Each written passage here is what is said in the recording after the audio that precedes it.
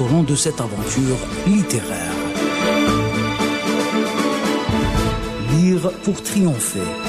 Le Salon international du livre 2024. With Radio Algeria International, you will not miss a single major political or economic event. Radio Algeria International, our voice in the world.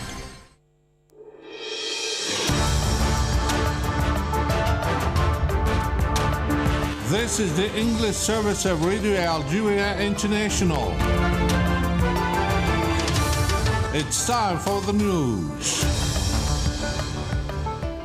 In today's top stories, President Abdelmadjid Tebboune has congratulated his American counterpart Donald Trump in a message on the occasion of his election, in which he expressed his desire to work with him. In Sudan, clashes have resumed between the Sudanese army and the rapid support paramilitary forces in the Imbada area west of the capital Khartoum. The head of the United Nations Agency for Palestine Refugees, UNRWA, has warned before the UN General Assembly that his agency is experiencing its darkest hour, calling on member states to save it. Hello and welcome to Radio Algeria International. I'm Jamal Smeni. The President of the Republic, Abdelmadjid Tebboune, has congratulated his American counterpart, Donald Trump, in a message on the occasion of his re-election, in which he expressed his deep desire to work with him to promote the positive dynamic of the bilateral partnership towards broader prospects. The President said in a message, Mr. Trump, or John Trump, President of the United States of America, am pleased to extend to you on the occasion of your election to the presidency of the United States of America, on behalf of the people of government of Algeria, and on my own behalf, my sincere congratulations and my best wishes for health and happiness in the performance of your high duties. End of quote. President Abdelmadjid Tebboune has received the Archbishop of Algiers, Jean-Paul Vesco, following his meeting with the President of the Republic. Archbishop Jean-Paul Vesco told the press that he had the honor of meeting the President of the Republic, who congratulated him on the occasion of his appointment as Archbishop of Algiers. Now, in a statement to the Algerian news agency, Prime Minister said that the International Book Fair of Algiers, organized under the high patronage of the President of the Republic, Abdelmadjid Tebboune, constituted a palace of cultural and literary abundance and an unmissable event that enlightens minds and contributes to shaping the thinking of generations proud of their national identity. Entrusted by the President of the Republic, Prime Minister Nadir El-Arbaoui has presided over at the Pain Maritime Exhibition Hall here in Algiers the inauguration ceremony of the 27th edition of the International Book Fair of Algiers, or SILA, under the aegis of the President of the Republic, under the theme Read to Triumph. This event will last until the 16th of the current month. The State of Qatar is the guest of honor of this edition, during which a tribute will be paid to different national and international literary and cultural personalities. The Prime Minister was accompanied by government members. He visited several exhibitions or exhibitor stands, starting with the stand of the National People's Army, where he hailed the diversity of the works presented. He then visited the stand of Qatar, guest of honor of this edition, where he was provided with detailed explanations on their publications. He also visited the stands of various national editing houses taking part in the fair. Prime Minister Nadir El-Arbaoui has chaired a government meeting devoted to examining and studying, among other files, the various measures taken and proposed as part of the implementation of the guidelines of the President of the Republic relating to the preservation of the citizens' purchasing power. Saïd Bouazi has the details.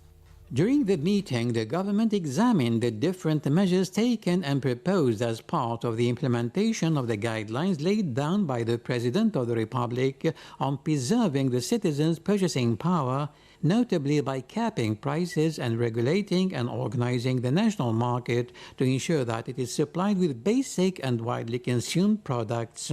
In addition, the government examined 2 draft executive decrees relating to the preparation of specific plans for the management of rubble, residues, and other waste generated by disasters, and to the setting up of an intersectoral committee in charge of assessing the damage caused by disasters.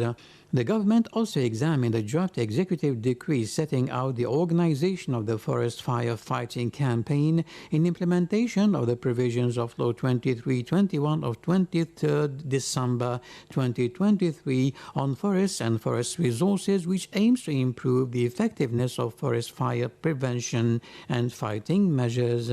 Lastly, the government heard the communication on the launch of the 2024-2025 Saharan tourism season, in which the importance of taking all measures to promote Algeria as a tourist destination effectively and professionally was emphasized as part of the strategy to develop and promote Saharan tourism while removing all obstacles and eliminating bureaucracy.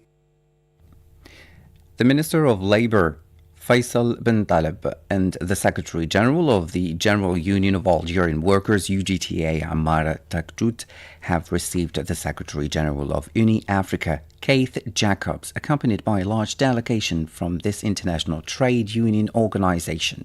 On this occasion, the minister spoke of Algiers' experience in terms of the promotion of social dialogue and the exercise of trade union rights, to which Algeria attaches great importance in order to guarantee rights by establishing a favorable working environment enshrined in the Constitution. For his part, Keith Jacobs stated that Uni Africa is to support fraternal and human relations at international level, praising Algeria's pioneering experience in the exercise of trade union rights, social dialogue and social security, cover for the categories of society. Now, the deputy of the National People's Assembly member of the Pan-African Parliament, Fatah Boutbig, has received or has called for or from Midrand, South Africa, during the proceedings of the ordinary session of the 6th legislature of the Pan-African Parliament for the necessity to protect human rights in Africa, said a press release issued by the lower house of Parliament.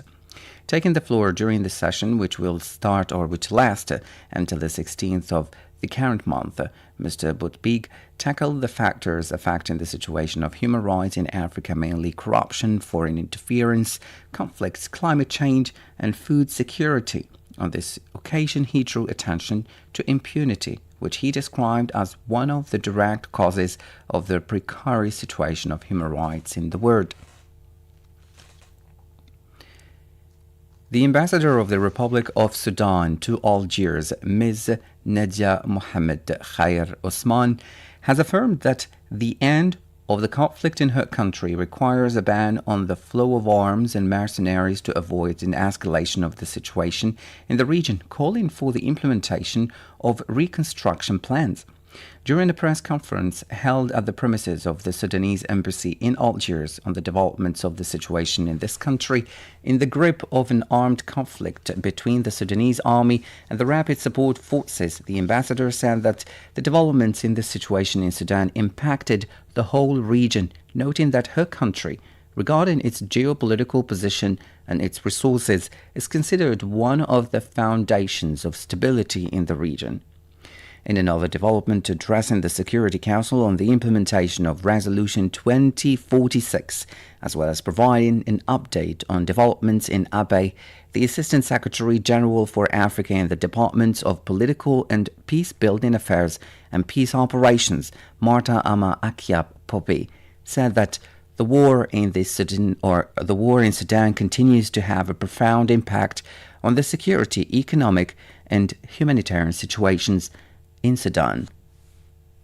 The war in the Sudan continues to have a profound impact on the security, economic, and humanitarian situations in both the Sudan and South Sudan, including in the Abyei Box. In South Sudan, oil production and exports were until recently disrupted owing to insecurity. This has resulted in heavy budgetary strain on South Sudan's already fraught financial situation, as oil sales account for the bulk of government revenue. On the humanitarian front, hundreds of thousands of refugees have fled the fighting in the Sudan and crossed into South Sudan. As the South Sudanese themselves, refugees face dire conditions with inadequate access to clean water, food, health services, as well as other critical services. In the Abyei box, there has been a continued proliferation of small arms and heavy weaponry. On the ground, Radio Algeria international correspondent in Sudan said that the armed clashes between the Sudanese army and the rapid support paramilitary forces in the Hata Embada area west of the capital Khartoum have resumed. Now to other news. The head of the United Nations Agency for Palestine Refugees, UNRWA, has warned before the UN General Assembly that his agency, which the Israeli occupation has decided to ban, is experiencing the darkest hour, calling on member states to save it. Majid Mila tells us more in this concise report. UNRWA Chief Philippe Lazzarini said that without intervention from member states, UNRWA will collapse, plunging millions of Palestinians into chaos, asking member states of the assembly which created UNRWA in 1949 to prevent the implementation of the law against UNRWA passed by the Zionist entity. I am addressing you at UNRWA's darkest hour. The Israeli Knesset legislative action poses an imminent and existential threat to the agency. It is the latest move in a relentless campaign to delegitimize UNRWA and undermine its role, providing development services and emergency assistance to Palestinian refugees. Without intervention by member states, UNRWA will collapse, plunging millions of Palestinians into chaos. Today, I'm asking member states to act in defense of Palestinian refugees and of UNRWA. To do so is to defend the United Nations, which lies at the heart of our multilateral system. It is to defend our collective future, which is today in the greatest jeopardy. A week after the adoption of the decision to ban UNRWA activities in the occupied Palestinian territories, the Zionist entity notified the UN on Monday of the cancellation of its agreement with the agency dating from 1967, the year the Zionist entity began its occupation of the Palestinian territories of the West Bank and Gaza, as well as east of Al-Quds, where UNRWA provided essential aid to Palestinian refugees for decades: education, health, social services, food aid. The World Health Organization, WHO, and UNICEF have announced that the polio vaccination booster campaign has ended in the Gaza Strip despite the continuing barbaric Zionist aggression against Palestine, with a total of 556,774 children under the age of 10 having received a second dose of polio vaccine. Said Bouazi has more details. For the World Health Organization, this is a remarkable result given the extremely difficult circumstances with thousands of children in inaccessible areas in the north of the Gaza Strip.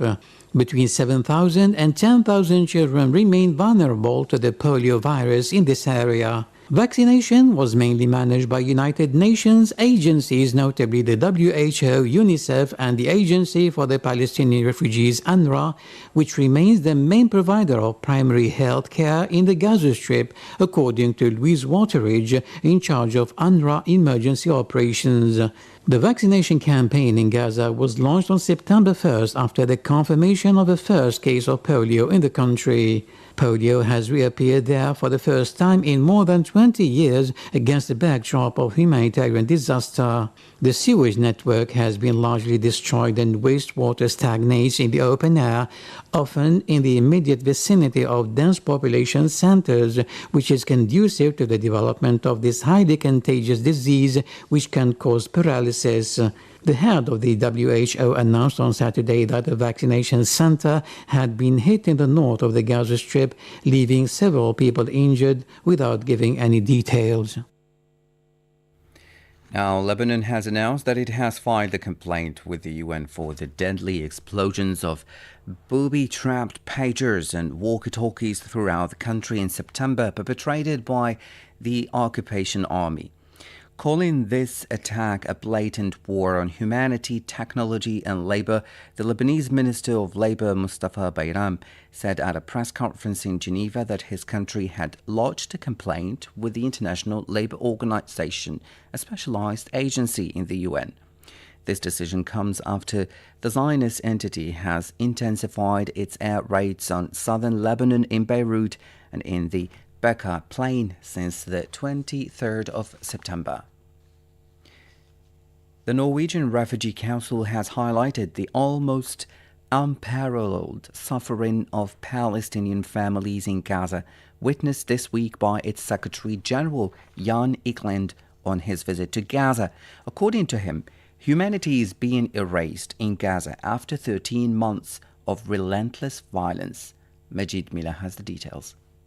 Egeland said that the complete destruction he witnessed this week in the Gaza City and other urban areas of northern and central Gaza was worse than anything he could imagine. He added that what he saw and heard in the north of Gaza was a population pushed beyond the breaking point and families torn apart. 91% of Gaza's population faces acute food insecurity, with 60% at catastrophic levels likely facing starvation. He went on to say that the situation in Gaza today was deadly for those who were aid workers assisting people in need, and for those working as journalists trying to document the horrors on the ground. Israel had repeatedly struck UN premises and imposed barrier after barrier, both physical and bureaucratic, to aid work. In northern Gaza, conditions are especially desperate under an intensive Israeli siege. An estimated 100,000 people in North Gaza governorates are completely cut off from humanitarian aid, with UN condemning unlawful interference with humanitarian assistance. Egeland said that this should be a wake-up call to leaders everywhere. You're listening to Radio Algeria International. This is the English service. Next, a program on the snatched victory of Donald Trump in the 2024 presidential election in the U.S. Donald Trump was elected the 47th President of the United States on Wednesday, an extraordinary comeback for a former president who refused to accept defeat 4 years ago, sparked